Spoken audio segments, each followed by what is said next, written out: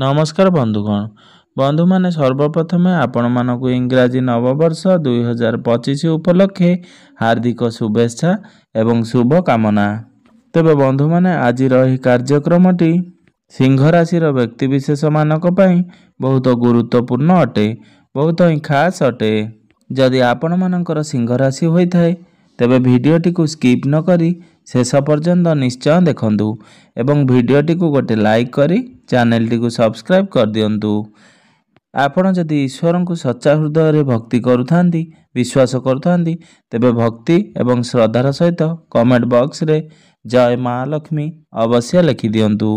आजिर ए video रे आमे माने जानिबा एही आसीबाकु थिबा इंग्राजी नववर्षर आरंभ अर्थात जनवरी मासटी एही सिंह राशि व्यक्तिविशेष मानक पई किपरि रहिबो।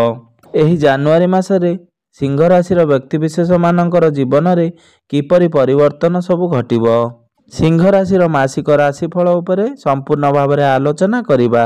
एही मासरे सिंह राशि व्यक्तिविशेष मानकर स्वास्थ्य, शिक्षा, प्रेम संपर्क, वैवाहिक जीवन, भाग्य, क्यारियर एवं व्यापार वाणिज्यर स्थिति किपरि रहिबो से विषय रे विस्तार भाव में आलोचना करिबा।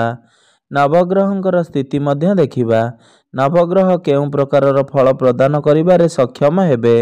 वीडियोर शेष रे अशुभत्व प्रदान करुथुबा ग्रह मानकर किछि विशेष प्रतिकार मध्य आमे आलोचना करिबा।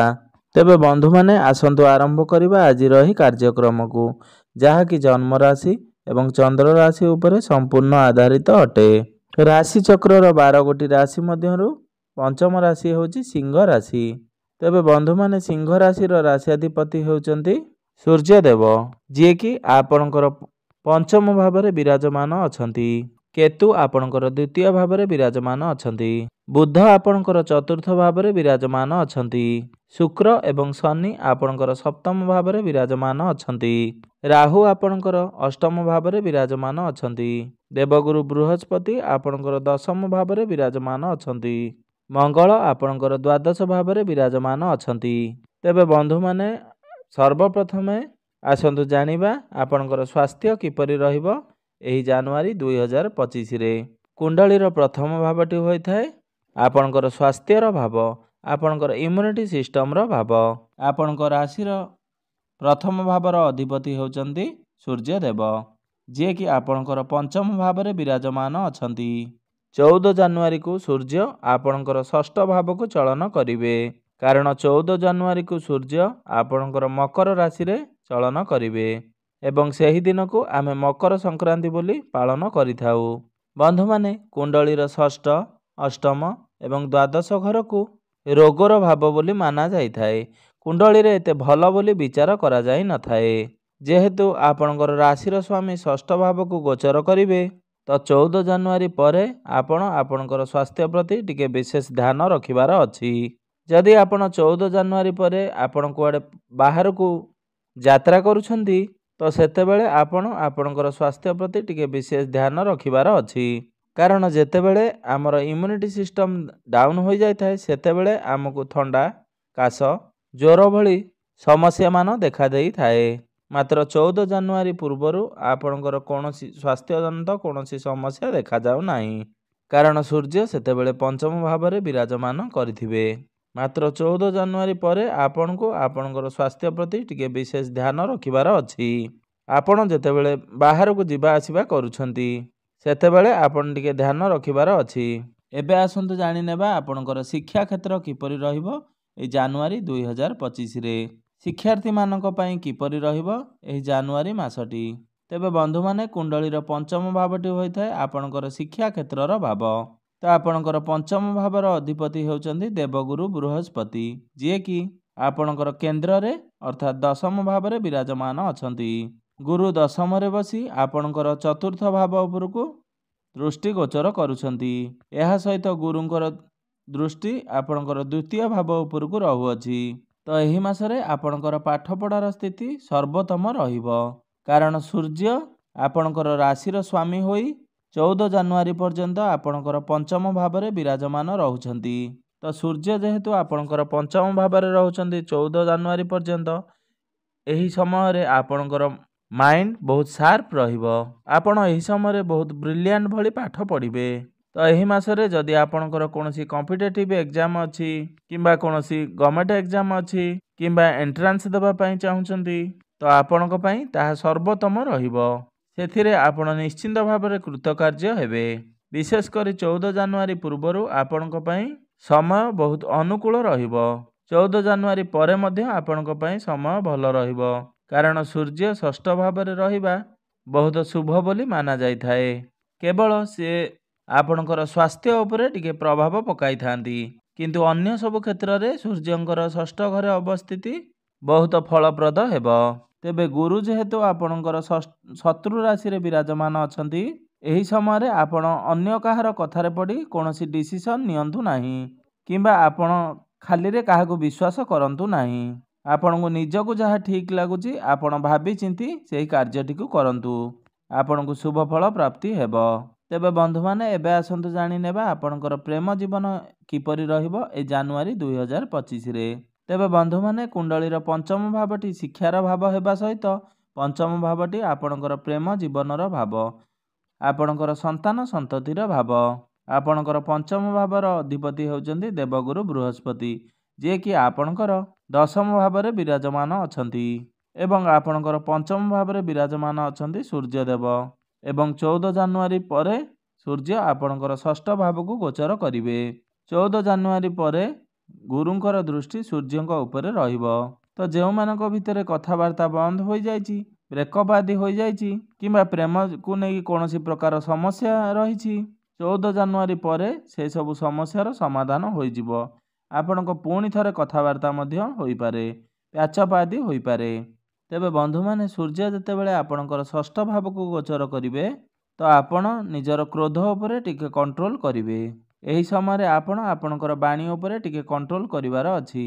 आपण पुराणा कथा को नै बारंबार दोहराइबा उचित नुहे कारण एपरि जदि आपण ए प्रकृति को न बदलांती आपणक जीवन रे बहुत समस्या देखा देई पारे। आपण जदि ए सब प्रकृति को छाड़ी दियंती तेबे आपणकर लव लाइफ बहुत ही भल रहिबो एही मासरे।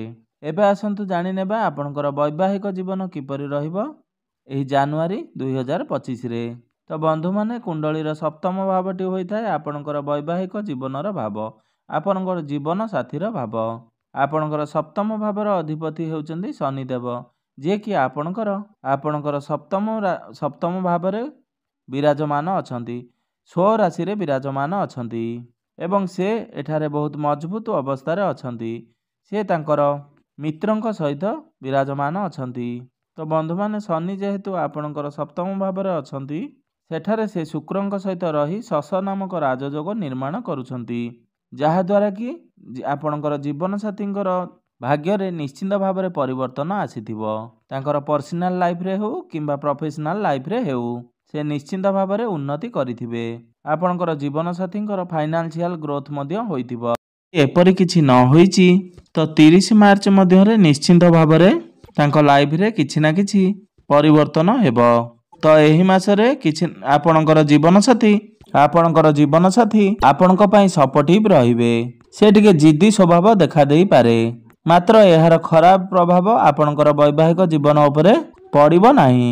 एबे आसंतु जानि नेबा सबठारु महत्वपूर्ण विषय वस्तु आपणकर भाग्य, क्यारियर एवं व्यापार वाणिज्यर स्थिति किपरि रहिबो ए जनवरी 2025 रे। तेबे बंधु माने कुंडलीर नवम भावटी होइथाय आपणकर भाग्यर भाव एवं दशम भावटी होइथाय आपणकर कार्य क्षेत्रर भाव, आपणकर क्यारियर भाव। तो आपणकर नवम भावर अधिपति होउचंदी मंगल देव जे कि आपणकर द्वादश भाव में विराजमान अछंती। तो 21 जनवरी को मंगल आपणकर बकरी होई आपणकर एकादश भाव को आसीबे। एही मासरे जदि आपण कोनोसी बड़ डिसीजन नेबा को चाहुचंती, कोनोसी बड़ कार्य आरंभ करिवा पई चाहुचंती किंबा कोनोसी इन्वेस्टमेंट करिवा पई चाहुचंती, जमी जमा किंबा जानवाहन आदि किना बिका करिवा पई चाहुचंती, आपण शेयर मार्केट स्टॉक मार्केट रे किछि इन्वेस्टमेंट करिवा पई चाहुचंती, जे कोनोसी भी कार्य करिवा पई चाहुचंती बड़ कार्य तो 21 जनवरी परे आपणक पई समय बहुत भल रहिबो। 21 जनवरी पूर्वरु आपण ए सब जिंस प्रति दृष्टि देबा उचित नुहे। कारण 21 ଜାନୁଆରୀ ପୂର୍ବରୁ ଆପଣଙ୍କର ଭାଗ୍ୟ ଟିକେ ଦୁର୍ବଳ ରହୁଛି। 21 ଜାନୁଆରୀ ପରେ ଆପଣଙ୍କର ରାଶିରେ ମଙ୍ଗଳ ଏକାଦଶ ଭାବକୁ ଆସିବେ। ସେତେବେଳେ ଆପଣଙ୍କର ଭାଗ୍ୟର ସପୋର୍ଟ ପୂର୍ଣ୍ଣ ମାତ୍ରାରେ ମିଳିବ। ତ ଏସବୁ କାର୍ଯ୍ୟ ଯଦି ଆପଣ 21 ଜାନୁଆରୀ ପରେ କରନ୍ତି ତ ଆପଣଙ୍କ ପାଇଁ ସମୟ ବହୁତ ଅନୁକୂଳ ରହିବ, ଆପଣଙ୍କ ପାଇଁ ସର୍ବୋତ୍ତମ ରହିବ। ଏବେ ଆସନ୍ତୁ ଜାଣିନେବା ଆପଣଙ୍କର କ୍ୟାରିୟର କିପରି ରହିବ ଏହି ଜାନୁଆରୀ 2025ରେ। ତେବେ ବନ୍ଧୁମାନେ, ଦଶମ ଭାବଟି ହୋଇଥାଏ ଆପଣଙ୍କର କ୍ୟାରିୟରର ଭାବ, ଆପଣଙ୍କର କାର୍ଯ୍ୟକ୍ଷେତ୍ରର ଭାବ। ଆପଣଙ୍କର ଦଶମ ଭାବର ଅଧିପତି ହେଉଛନ୍ତି ଶୁକ୍ରଦେବ, ଯିଏକି ଆପଣଙ୍କର ସପ୍ତମ ଭାବରେ ବିରାଜମାନ ଅଛନ୍ତି, ଯାହାକି ଆପଣଙ୍କୁ ବହୁତ ଭଲ ଫଳ ପ୍ରଦାନ କରିବ। 28 ତାରିଖକୁ ଶୁକ୍ର ଆପଣଙ୍କର ମୀନ ରାଶିକୁ ଚଳନ କରିବେ। ତ ଏହି ମାସରେ ଆପଣଙ୍କର କ୍ୟାରିୟର ବହୁତ ଭଲ ରହିବ। ଆପଣଙ୍କର କାର୍ଯ୍ୟକ୍ଷେତ୍ରର ପରିବେଶ ମଧ୍ୟ ବହୁତ ଭଲ ରହିବ, କାରଣ ଶନି ମଧ୍ୟ ଶୁକ୍ରଙ୍କ ସହିତ ଶଶ ନାମକ ରାଜଯୋଗ ନିର୍ମାଣ କରୁଛନ୍ତି। ପୂର୍ବରୁ ଯଦି ଆପଣଙ୍କର କାର୍ଯ୍ୟକ୍ଷେତ୍ରକୁ ନେଇ କୌଣସି ସମସ୍ୟା ରହୁଥିଲା, ସେସବୁ ଆପଣଙ୍କର ଧୀରେ ଧୀରେ ଦୂର ହୋଇଯିବ। ଆପଣ ବହୁତ ରିଲାକ୍ସ ହୋଇ ନିଜର କାମକୁ ସମ୍ପାଦନ କରିପାରିବେ। ଯେଉଁମାନଙ୍କ ପାଖରେ କୌଣସି ଚାକିରି ନାହିଁ ତ ଚାକିରି ପାଇଁ ଆପଣ ପ୍ରିପେୟାର ହେଇଛନ୍ତି, ତ ଏହି ମାସଟିରେ ଆପଣଙ୍କୁ ଚାକିରି ପ୍ରାପ୍ତି ହେବାର ବହୁତ ସମ୍ଭାବନା ବନୁଅଛି। ତ ଚାକିରି ପାଇଁ ଆପଣ ଚେଷ୍ଟା ଜାରି ରଖନ୍ତୁ, କାରଣ ସମ୍ପୂର୍ଣ୍ଣ ମାସଟି ଆପଣଙ୍କୁ ଚାକିରି ପ୍ରାପ୍ତି ହେବାର ସମ୍ଭାବନା ରହୁଅଛି। ତ ସୂର୍ଯ୍ୟ ଯେତେବେଳେ ଆପଣଙ୍କର ଷଷ୍ଠ ଭାବକୁ ଚଳନ କରିବେ, ତ ଷଷ୍ଠ ଭାବଟି ଆପଣଙ୍କର ଚାକିରି କ୍ଷେତ୍ରର ଭାବ ହୋଇଥାଏ। ତ ନିଶ୍ଚିନ୍ତ ଭାବରେ ଏହି ମାସରେ ଆପଣଙ୍କୁ ଚାକିରି ପ୍ରାପ୍ତି ହେବାର ଯୋଗ ବନୁଅଛି। ତ ଆପଣଙ୍କର ଏହି ମାସରେ ଆପଣଙ୍କର ମ୍ୟାନେଜମେଣ୍ଟ ସ୍କିଲ୍, ଆପଣଙ୍କର କମ୍ୟୁନିକେସନ, ଆପଣଙ୍କର କାର୍ଯ୍ୟ କରିବାର ଶୈଳୀ ବହୁତ ଭଲ ରହିବ। ଏହି ମାସରେ ଆପଣଙ୍କର କ୍ୟାରିୟର 90% ବହୁତ ଭଲ ରହିବ। ତ ଏହି ମାସରେ ଆପଣଙ୍କର ଗୁପ୍ତ ଶତ୍ରୁ ବୃଦ୍ଧି ପାଇବେ, କିନ୍ତୁ ଶତ୍ରୁମାନେ ଆପଣଙ୍କର କୌଣସି ବି କ୍ଷତି କରିପାରିବେ ନାହିଁ। ତ ସେସବୁକୁ ଆପଣ ମନରୁ ବାହାର କରିଦେବା ଉଚିତ। ଏବେ ଆସନ୍ତୁ ଜାଣିନେବା ଆପଣଙ୍କର ବ୍ୟାପାର ବାଣିଜ୍ୟର ସ୍ଥିତି କିପରି ରହିବ ଏହି ଜାନୁଆରୀ 2025ରେ। ତ ବନ୍ଧୁମାନେ, କୁଣ୍ଡଳୀର ସପ୍ତମ ଭାବଟି ହୋଇଥାଏ ଆପଣଙ୍କର ବ୍ୟାପାର ବାଣିଜ୍ୟର ଭାବ। ତ ଆପଣଙ୍କର ସପ୍ତମ ଭାବର ଅଧିପତି ହେଉଛନ୍ତି ଶନି, ଯିଏକି ନିଜର ସ୍ୱଗୃହରେ ବହୁତ ମଜବୁତ ଅବସ୍ଥାରେ ବିରାଜମାନ ଅଛନ୍ତି, ଏବଂ ବ୍ୟାପାରର କାରକ ଗ୍ରହ ବୁଧଙ୍କର ମଧ୍ୟ ସ୍ଥିତି ବହୁତ ଭଲ ରହିଛି। ତ ଏହି ମାସରେ ଆପଣ ଆପଣଙ୍କର ବ୍ୟାପାରକୁ ବହୁତ ଆଗକୁ ବଢ଼ାଇବା ପାଇଁ ଭାବିପାରନ୍ତି। ଆପଣ ବ୍ୟାପାରକୁ ନେଇ କିଛି ପ୍ଲାନିଂ ମଧ୍ୟ କରିପାରନ୍ତି। ତ ଆପଣଙ୍କ ମନରେ ଯଦି ବିଜନେସକୁ ନେଇ କୌଣସି ଆଇଡ଼ିଆ ରହିଛି, ତ ଆପଣ ତାକୁ କାର୍ଯ୍ୟରେ ମଧ୍ୟ ଲଗାଇ ପାରିବେ, କାରଣ ଆପଣଙ୍କ ପାଇଁ ସର୍ବୋତ୍ତମ ରହିବ। କାରଣ ଆପଣଙ୍କର ବ୍ୟାପାର ବାଣିଜ୍ୟ ସହିତ ଜଡ଼ିତ ପ୍ରତ୍ୟେକ ଗ୍ରହଙ୍କର ସ୍ଥିତି ବହୁତ ଭଲ ରହିଛି। ତ ଏହି ମାସରେ ଆପଣଙ୍କର ବିଜନେସର ସ୍ଥିତି 80ରୁ 90% ଭଲ ରହିବ। ତେବେ ବନ୍ଧୁମାନେ, ଏବେ ଆସନ୍ତୁ ଜାଣିନେବା କିଛି ବିଶେଷ ପ୍ରତିକାର ବିଷୟରେ, ଯେଉଁ ପ୍ରତିକାର ଗୁଡ଼ିକ କରିବା ଦ୍ୱାରା ଏହି ମାସରେ ଆସୁଥିବା ଅଶୁଭତ୍ୱ ଗୁଡ଼ିକ ଖଣ୍ଡନ ହୋଇ ଆପଣଙ୍କୁ କିଛି ମାତ୍ରାରେ ଶୁଭ ଫଳ ପ୍ରାପ୍ତି ହୋଇପାରିବ। ସର୍ବପ୍ରଥମେ ଆପଣ ପ୍ରତ୍ୟେକ ଦିନ ସୂର୍ଯ୍ୟଙ୍କର ବୀଜ ମନ୍ତ୍ରର ଜପ 108 ଥର ଅବଶ୍ୟ କରନ୍ତୁ। ପ୍ରତ୍ୟେକ ଦିନ ଉଦିତ ସୂର୍ଯ୍ୟଙ୍କୁ ତମ୍ବା ପାତ୍ରରେ ଜଳାର୍ଘ୍ୟ ଅର୍ପଣ କରନ୍ତୁ, ଆପଣଙ୍କୁ ଶୁଭ ଫଳ ପ୍ରାପ୍ତି ହେବ।